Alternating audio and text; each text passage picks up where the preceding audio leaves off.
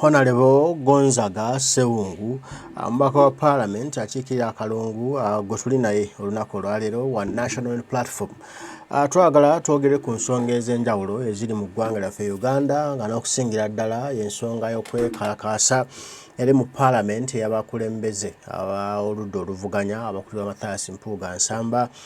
ne Sipiika Anita Amongi balabika nti bapondoose bagala gavumenti erete okwoza kwayo ku bantu baffe bano olw'akazita akateddwa Amathias Mpuuga Nsamba n'oludda oluvuganya olwa gavumenti ya Kyagulanyi Ssentamu Robert Bobi Wine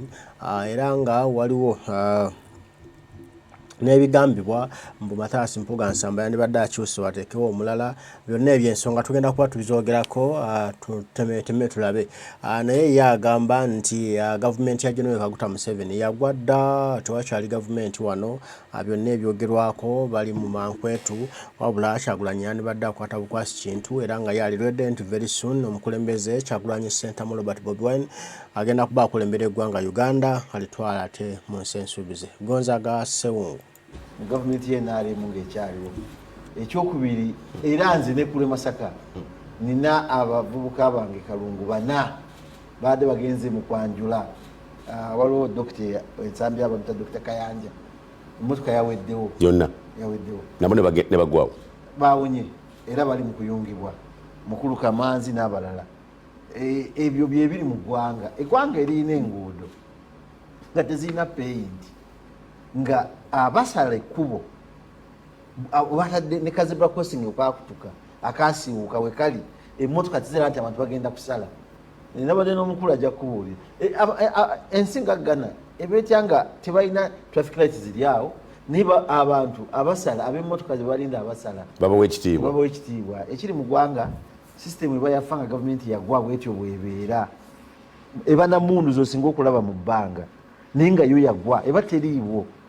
abantu bali anule sebo namusabo n'abantu banakalungu tuwaze kutuleeta ate tuze kwogera ku nsonga olaba kati asobola okuddamu kyomubuuziza ku ggwanga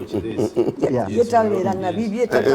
nakwode ebiri mu gavumenti oli panelist mukama wange y'ensonga lwaki gavumenti ebateekamu ssente bagenda ba benchmarkinga ne bakoma babasomesa nga wa gavumenti ate ng'alina ne banna abalala era eggana bagamba nti bannayuganda muzze ne mulambula mulaba ebintu bingi naye muyiza ebintu bingi wano naye bisa mu nkola byagana naye kiki tubagamba kimu ndi Museveni. Honorable Betty Namboze nkutunuulira leader of opposition in waiting kiri kiti eyo olwekyo naye kangende ku nsonga asimuwayiriza angambye process yabadde musumba gavumenti eyina oluguudo Katonga nga lwabomoka by the way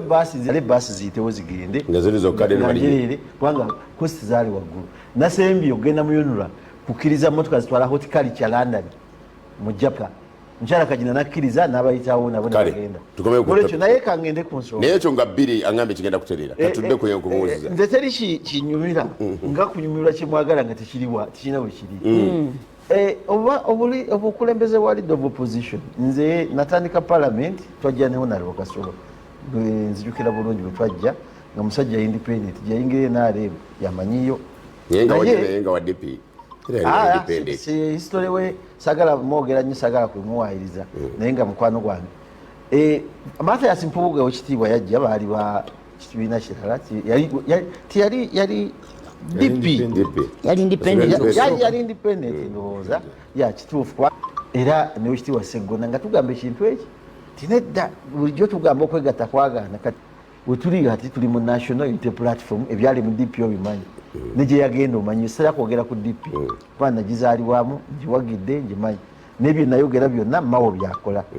era ate ekirungi naye nawulidde abattula mukama we ng'ali eri anamanya byanajjayo kati okulonda Amathias Mpuuga nze simanyi obukulembeze bwa leader of opposition oba obukiiko oba biki Parliament mu bukiiko waliwo amateeka ge yawa naye era the same committee ebibiina by'obufuzi bisobola okusustaininga omuntu abadde chairman wakakiiko nibati emyaka ebiri giweddeko okyabonamboozi sigalayo ne Ssewungu mutambuze ensonga naye simanyi lwaki munyumirimu gye yatandika obwaloopu twalina loopu ojjukira twalina Winnie Kiiza yali w'amaanyi ng'abakazi bonna agenda bajja ku NRM abaleetewa byakola bimanyi entalo zaali mu FDC munda ate ze zaali direct nga zigudde ziti ojukira munyago yajjanga wanavuma wini kizo mumalawo direct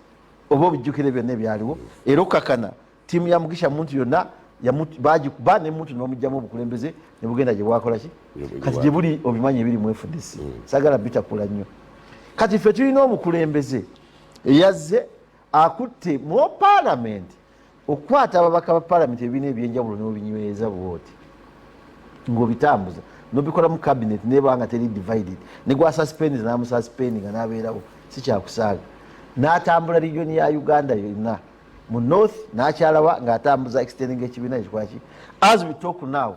akutte government omwezi mulamba tetuze mu parliament paka libwaguliko twayogeraganyiza agenda nebine no mu briefingamu kubanga eyamugobye Fox Odo yali mu constituency empathic bamuyiriza kantu naye waavuganyiza nga tayinza kudda badoga ati bamugobaganirewo nze Ssewungu nze Ssewungu Joseph Gonzaga Katamba obadde osobola okunfulumya nga manya amateeka ga parliament ne Adamu fulumya nga byayoga time nga amuwadde ne invitation jangu mu committee so okufuluma kwa honorable kwa muwe so nolekyo nze ebikwatagana n'ebyo birowooza nze am a typical backup bencher ab initio mateeka kanyiwe ku mateeka ge nayisa obulungi kati game practicing nze nayingira parliament nga backup bencher bye banyongerezaako ebirala bijja byokka kati gwe baatwaye Mathias Mpuuga omukulembeze baba atambuza abantu be ng'abayina nga bamuvinga aba atambuza ogengala kigu yamalako emyaka 5 nze simanyi ndowooza waliwo abategatege balooza enesaawa twade twogera ku mwami Museveni twade twevaluatinga mwami Museveni takyalabika abantu bafa atudde talabika nandera mafaabi wafula oguto naba nga beze bukyuka obuvudde ku indifference nebula ku setting a precedent abali mu parliament tuli mu byakubuzaawo bantu ndowooza ffe tuli ku bintu omusajja asirikidde eri engudo zenfu RSSF simbo erime kole mu Kampala eze kulya KSF eze kole SFC ye KFC waffe tena bimwa bikola ngudo tena competence wonna wekoze biganye twabadde tulambula education tugenda paka Karamoja amasomo gale wadu okuzimba tigaliyo naye tuli ku muntu wafanywezeza abasajja ebyo tugenda okuddamu bwe tumala bikwazo ekireta kye kibatiisa kabanywezeza kano mumuwulidde mpale wezirebedde abantu naye teri beegwanyiza bwa leader of opposition mu nopo tebaliyo nze sikirowooza kubanga ndi by the way mu byobufuzi ndi central nze mu byobufuzi Mpuuga ntuula naye buli kigenda mu maaso nkimanyi negambye abantu bange gye bafunidde accident yabaddeyo emukukonjeru tonawula ku luvuuvumo olwo nanti nsanze wano ku gundi nalabye eri historia mu yeggulo professor Wakida Nooli nga bakola analysis eri flat footed oba okitegeera eno stage gye tuliko kati tunonya kujjako mwami Museveni ne gavumenti ye era ekisinga ekyo gwanjagala ombuli kati tunawulako byogerwa okuva ewa principal ku bukulembeze bwa west tolina kyewawulidde ekintu mukyanga tu national information Ssewungu yatuwadde ne message na recordinga ye yennyini n'agamba ebyo byonna bye muwulira ebirala diversionary ba MP ffenna tuli ku kimu temujja liiso kintu kyakuwamba bantu baffe 2011 eno kibiina kya NUP kyekyasooka okusika ababaka mu NRM ne basala ne bajja mu opposition ani Nambeshe Nsambo Shabi izo score si ntono ne tujja ne tuleeta abantu aba NRM bakasindigiri ba Aisha Kabanda bwe twogerera ababaka abadde mu NRM abavuganya ne bawangula Busoga tubalina tubaleeta 2011 ne tuba ne bwanika nga opposition LC5 kati tuli above 15 members of parliament ba mayor toyogera performance mu parliament ogiraba kati bwe balaba performance katujja ekyo tukitwala jo twabadde ku kitebe ne tubajjako ababaka aba NRM kadi nga bisatu nali ku parliament nabadde nali mu house wetwasimba okuvaayo ababaka ba NRM basituka bati bayambalire Mpuuga nakwata omuzindalo nayogera ekigambo by'oluzungu ne minisita gwagigambye nawulira nga emutudde mu mutima emuleta pressure takyasituka kukwata muzindalo oba tuyagalanye abakola nolwekyo naye kyenjagala njugere ekintu nze sagenda mu parliament kufunayo sente si kye kyantwalayo era omuntu annonda ekalungu nga ndaba ku TV Ssewungu yagenda kalungu kufuna paaka toddamu kunnonda nagenda kuteesa ebirala bingoberera bugoberezi bye batulimbanga kyosanga teesa kuyamba gwanga agenda maaso kyovola bagenda Museveni akuba parliament agiteeke ku ttaka nga bwa institutions endala zonna awo naffe tujja kufa naye. Dr. Twakagabo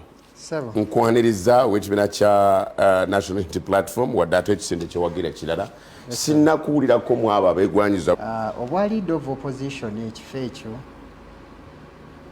kifo kya buvunaanyizibwa kyandibadde n'obukwakuliza obusinga obwa prime minister olw'ensonga nti naye mateeka tokigeraageranya nga kabinet naye nkunyonyodde nti obuzito bwe kiriko n'enteekateeka ey'omuntu busingako ku bwa prime minister olw'ensonga nti prime minister ne bw'aba ayina ensobi gy'akoze muyina gigoberera naye ekifo kya leader of opposition